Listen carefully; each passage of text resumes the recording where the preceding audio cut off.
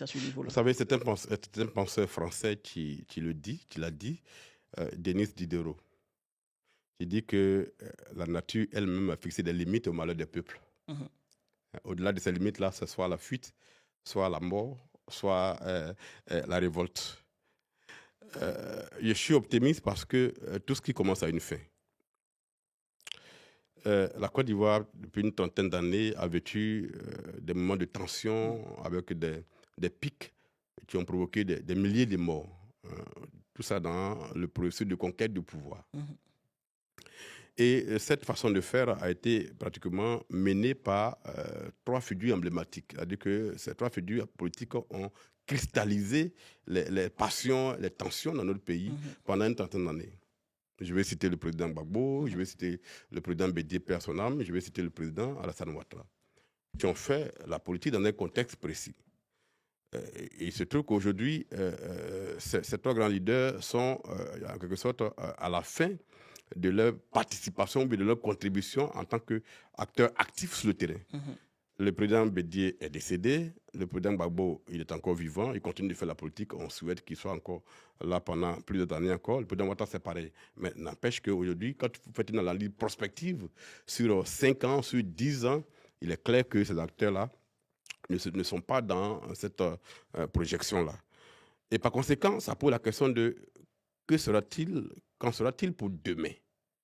Quand le président Ouattara, déjà depuis 2022, avait fait l'appel, il a dit dans une interview sur des médias internationaux, non français notamment, il a dit que son souhait est que, par exemple, en 2025, des Ivoiriens plus jeunes que lui soient candidats et que les Ivoiriens désignent ces plus jeunes-là à sa place et à la place de ses prédécesseurs. Il pensait certainement à des gens dans son camp, peut-être. Peut-être déjà à son camp, mais n'empêche qu'il a posé le problème du rajeunissement de la classe politique ivoirienne.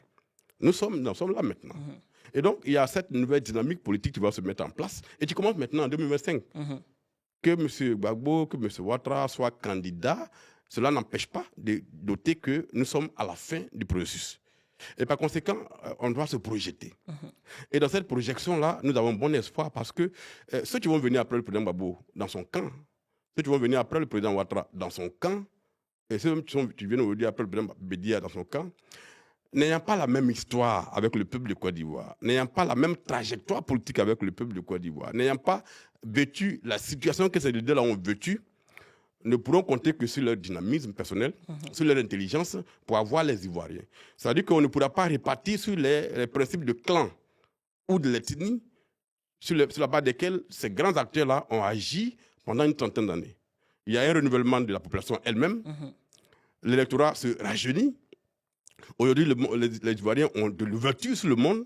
Ils voient comment le monde est géré. Même en Afrique, il y a des mutations profondes qui arrivent. Et donc, si vous n'êtes pas capable de faire une telle analyse prospective, vous allez être en dehors de ce mouvement qui arrive. Et donc, nous pensons que le temps est venu, et chacun le voit, que nous sommes à la fin, et que de nouvelles forces politiques doivent se mettre en place.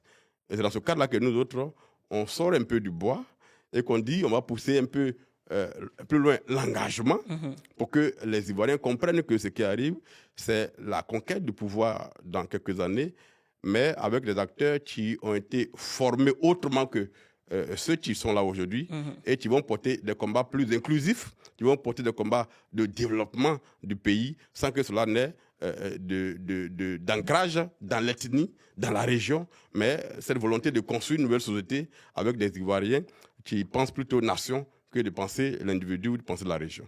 Donc, de ce point de vue, je suis très optimiste et je pense qu'à titre personnel, je vais contribuer fortement à ce mouvement qui arrive. Très bien, parce que ça fait la transition. Donc, en parlant de conquête du pouvoir, je vais reprendre une formule assez célèbre. Est-ce que ça veut dire qu'on a des élections en octobre 2025? Est-ce que ça veut dire que vous y pensez en vous rasant le matin? Peut-être pas en me rasant le matin, mais en tous les cas, j'y pense. Je pense que l'élection présidentielle est un rendez-vous important. Le plus important, ce n'est pas de savoir si on va y aller, qu'on va gagner ou pas. Le plus important, c'est de se demander quel est l'impact de ce que nous disons. Quelle est la contribution que nous apportons à la construction d'une nouvelle société, à la construction de nouveaux citoyens. C'est l'histoire qui s'écrit au quotidien. Et l'élection présidentielle est une histoire qui s'écrit, quelle est la contribution qu'on apporte à ce moment précis de l'histoire d'un pays, pour que ces petites graines qu'on sème à gauche, à droite, germent et qu'à terme, elles puissent produire des résultats qui impactent la vie de tous. Et donc, pour octobre 2025, qui arrive dans 5 mois, nous travaillons à donner une réponse aux Ivoiriens dans les semaines qui viennent.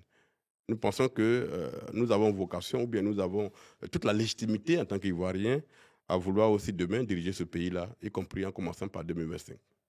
Et dans ce cadre-là, moi j'ai une question, c'est-à-dire aujourd'hui, quand vous regardez, admettons, hein, même si votre réponse n'est pas, j'imagine que ce n'est pas définitive, quelles sont aujourd'hui pour vous les urgences à adresser en termes de développement économique, humain?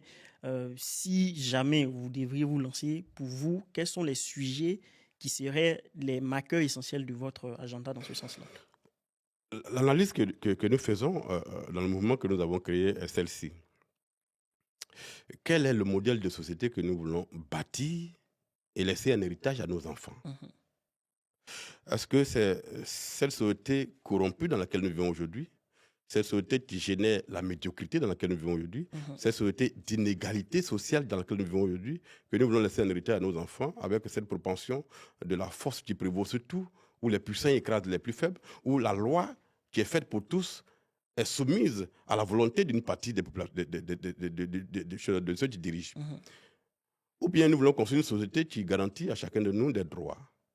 Ou, par exemple, le droit des propriétés, qui est un élément fondamental de la construction d'une république, aujourd'hui est piétiné en Côte d'Ivoire. Est-ce que ce droit-là, on construit une société dans laquelle ce droit va être respecté?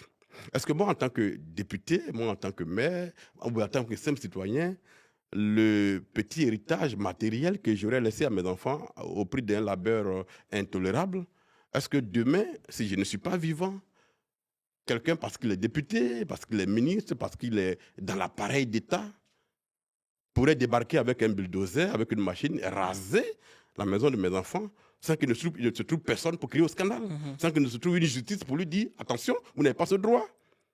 Donc, la définition du modèle de société dans lequel nous voulons vivre est pour moi quelque chose de fondamental. Et donc, moi, je me suis engagé en politique pour contribuer à faire cette définition-là. Qu'est-ce que nous voulons comme développement? Quel est le citoyen que nous voulons pour faire ce développement? Quel est le système éducatif que nous bâtissons pour porter les ambitions de ce pays-là? Pour moi, depuis une trentaine d'années, on n'a pas trouvé réponse à ces questions-là. De 1960 aux années 90, nos premiers dirigeants, notamment notre premier président, avaient cette vision-là de ce que la première richesse d'un pays, ce sont ses ressources humaines. Absolument. Et que vous ne pouvez pas concevoir aucune politique de développement si vous n'avez pas l'outil le plus important qui est la ressource humaine. Aujourd'hui, le système éducatif ivoirien s'est effondré. C'est un constat pour tout le monde. On vient de sortir un rapport international sur le classement des universités à travers le monde. Jusqu'à la 1000e place, on n'a pas une université ivoirienne. Ça fait des années que ça dure, ça. Et voilà. Mais il fut dans une période où les universités en Côte d'Ivoire, les grandes écoles, au temps de Fouboigny, étaient parmi les plus performantes en Afrique. Où, à travers l'Afrique, les gens venaient en Côte d'Ivoire former les ingénieurs. Aujourd'hui, ce sont nos enfants qui fuient par l'ailleurs. Et donc, pour nous, ce sont les éléments les plus importants. Construire des ponts, construire des centres de santé, construire des routes, c'est quelque chose d'absolument fondamental. Mais l'élément le plus important, c'est de construire les hommes qui vont maintenir ces ouvrages-là en vie. Donc, c'est ce modèle-là que nous voulons construire. Et donc, c'est dans ce cadre-là que nous inscrivons notre démarche et nous disons que le temps est enfin venu pour nous, Ivoiriens, de chercher à donner une réponse à cette question-là. Quand pendant 30 ans, pendant 35 ans, la politique a consisté à jeter les Ivoiriens les uns contre les autres. La politique a été une sorte de guerre de tous contre tous, ou bien de la guerre de chacun contre tous. La politique a consisté à créer la primauté des ethnies sur le vivre ensemble, sur la construction de ce qu'on appelle le sentiment d'appartenance à une cause commune qui est la construction de la nation. Ces éléments-là ont manqué à la Côte d'Ivoire. Et nous arrivons avec cette idée-là de construire enfin la nation, dans laquelle l'Ivoirien a sa place, où il ne se pose pas la question de savoir mais quelle est ma place dans mon propre pays. Est-ce que les politiques qui sont mises en place au-delà du folklore qui entoure les réalisations, est-ce qu'elles prennent fondamentalement en compte mes aspirations profondes? C'est ça que nous voulons ramener. Et donc, nous pensons que l'occasion est arrivée, le temps est venu pour que, sereinement, on fasse des débats plus structurants, plus constructifs, dans lesquels on pose les fondamentaux, on pose les vraies questions. C'est ça que nous voulons mettre en place. Et c'est pour ça que j'ai dit, je suis optimiste, parce qu'une façon de faire est en train de prendre fin, et une autre façon de faire va se mettre en place, qui est la nouvelle dynamique qui arrive. Très bien. Et pour arriver à pouvoir gouverner, il y a deux choses qui sont essentielles de mon point de vue. Il y a l'appareil sur lequel vous allez vous appuyer, et il y a les institutions en place qui vont pouvoir organiser ça. Donc, il y a deux éléments. Vous avez créé un mouvement politique. Moi qui suis un peu la politique, j'avoue que j'ai écouté l'un de vos collaborateurs qui a dit non, ce n'est pas un parti politique, Israël Guébo pour ne pas le citer, c'est un mouvement politique. Est-ce que vous pouvez me dire pourquoi vous avez choisi plutôt cette dénomination? Est-ce que ça veut dire que parti politique pour vous, ça ne représente pas réellement vos idées? Pourquoi vous n'avez pas créé un parti politique en tant que tel et que vous parlez de mouvement politique? En Côte d'Ivoire, il y a près de 160 partis politiques. Mais chacun de nous sait qu'il y a à peine 3 ou 4 qui ont pignon sur rue et qui sont connus sur l'échiquier. Nous n'avons pas voulu créer immédiatement un parti politique parce que les partis politiques ont un fonctionnement plus rigide et leur volonté, c'est de conquérir tout de suite le pouvoir d'État. Nous avons voulu créer un mouvement. Le mouvement, son essence, c'est de mettre en commun des valeurs et chercher à influencer la décision politique, à influencer les comportements des citoyens et peut-être à conquérir espace par espace des outils de décision. C'est un peu ça que nous avons conçu. Le mouvement que nous avons créé a vocation plus tard à devenir un parti politique. A contrario, un parti politique n'a pas vocation à devenir un mouvement politique. Absolument, oui. Ouais, donc c'est une tendance vers. Et donc nous pensons qu'il faut que nous commencions par le commencement, à créer un mouvement politique qui a des bases suffisamment larges pour accueillir tous les Ivoiriens, quelle que soit leur opinion politique, quelle que soit leur opinion religieuse, quelle que soit leur opinion, quelle que soit leur ethnie. Et donc c'est ça que nous avons offert à la Côte d'Ivoire. Et d'ailleurs, cette conception nous réussit parce que nous constatons que les Ivoiriens de partout arrivent à ADCI. Parce que les gens ont été déçus par les fonctionnements des partis politiques, ont été déçus par leur compromission, par leurs alliances opportunistes, par leurs alliances parfois même contre nature, qui ont abouti à la déflagration, qui ont abouti à l'atomisation de l'écosystème politique en Côte d'Ivoire. Et donc, comment reconstruire la confiance des Ivoiriens dans les systèmes politiques? Pour nous, le mouvement est un créneau plus j'allais dire, efficace, plus souple dans son fonctionnement pour attirer les Ivoiriens, pour qu'ils apportent leur réflexion, qu'ils apportent leur contribution pour bâtir cette société-là. Aujourd'hui, d'ailleurs, la preuve se fait sur le terrain. ADCI fait beaucoup de formations. Nous faisons beaucoup de formations à la citoyenneté. Et ces formations-là ne prennent pas en compte que les membres de l'ADCI. Ces formations sont ouvertes à tous les Ivoiriens, que ce soit à Abidjan ou à l'intérieur du pays. Nous ouvrons les formations, c'est comme des universités que nous faisons, où les citoyens viennent pour se former à la citoyenneté, se former aux valeurs démocratiques. Donc il n'y a pas de cloisonnement, il n'y a pas de position par rapport aux éléments de la DCI. Donc c'est ça, cette souplesse-là, cette flexibilité qu'offre le mouvement politique que nous voulons exploiter pour le moment. Et puis bon, demain, si nous avons un pouvoir plus décisionnel, en ce moment-là, on pourra le transformer en parti politique pour agir plus efficacement. Et le deuxième volet, ce sont les institutions.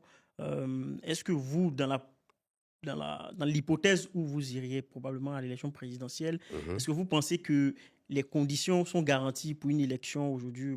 Quand je dis conditions, c'est par rapport aux institutions. On sait que la CEI fait beaucoup polémique. Je ne vais pas revenir sur le débat. Est-ce que la CEI, on doit démissionner ou pas? Parce que bon, voilà, le sujet est assez discuté.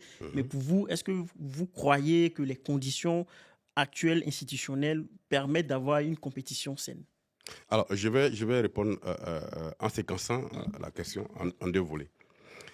Il y a la nécessité, elle dit impérieuse, de réformer en profondeur nos institutions.